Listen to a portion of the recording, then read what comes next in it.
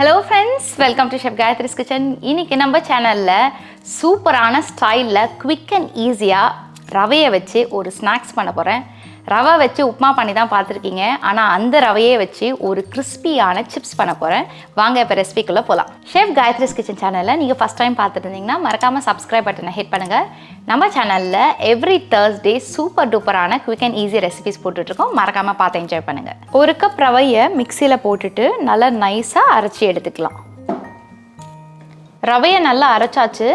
இப்போ நம்ம இதை ஒரு பிளேட்டில் போட்டுக்கலாம். மிளகாய் தூள் 1 டேபிள் ஸ்பூன், மஞ்சள் பொடி தேவையான அளவு,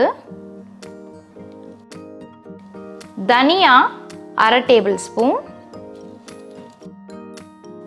வெள்ளை எள்ளு 1 டேபிள் ஸ்பூன்,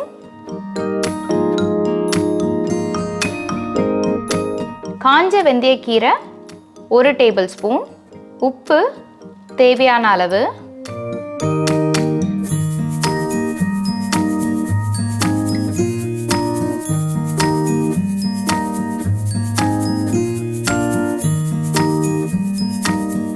தண்ணி தேவையான அளவு விட்டு இது மிக்ஸ் பண்ணி எடுத்துக்கோங்க.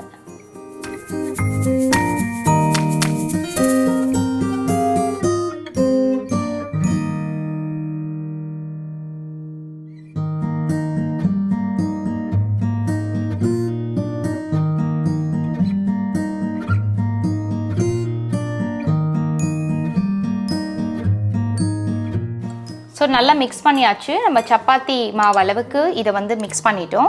இப்போ இதை மூடி போட்டு ஒரு 3 to 5 minutes வச்சா போதும்.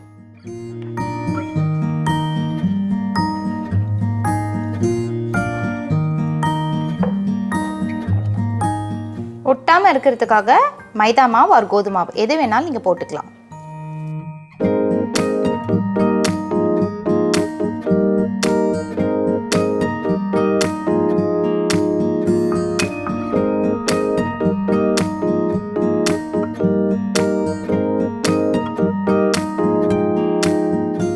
ஸோ நீங்கள் கத்தி வச்சு கூட கட் பண்ணிக்கலாம். இல்லைன்னா ஏதாவது அச்சு வச்சுருந்தீங்கன்னா அதில் கூட போட்டு கட் பண்ணிக்கலாம்.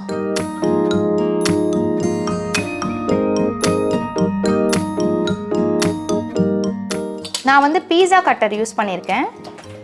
இதோட லிங்க் நான் கண்டிப்பாக உங்களுக்கு டிஸ்கிரிப்ஷனில் கீழே போடுறேன். இது amazon.in கிடைக்கும். கண்டிப்பாக நீங்கள் செக் பண்ணி பாருங்கள்.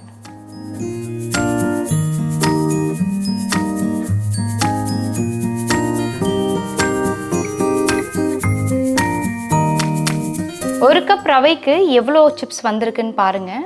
நிறைய குவான்டிட்டி தான் வந்திருக்கு. ஸோ நீங்கள் 1 கப் ஒரு 2 கப் போட்டிங்கன்னா மோர் தேன் எனஃப். ஒரு 8 பேர் சாப்பிட்லாம் தாராளமாக. இப்போ இதை ஆயிலில் ஃப்ரை பண்ணி எடுக்கலாம்.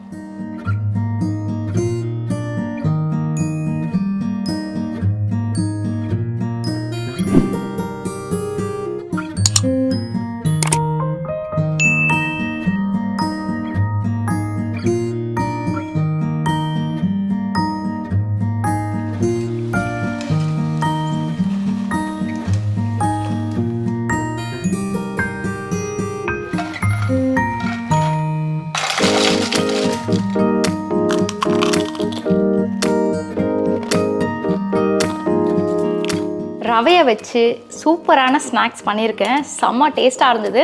ஸோ ஈவினிங் ஸ்நாக்ஸ்க்கு நீங்களும் ட்ரை பண்ணி பாருங்கள். நம்ம சேனலை நீங்கள் ஃபஸ்ட் டைம் பார்த்துருந்தீங்கன்னா மறக்காமல் சப்ஸ்கிரைப் பண்ணுங்கள். இந்த வீடியோக்கு மறக்காமல் ஒரு லைக் போடுங்க. See you on the next video. Bye bye.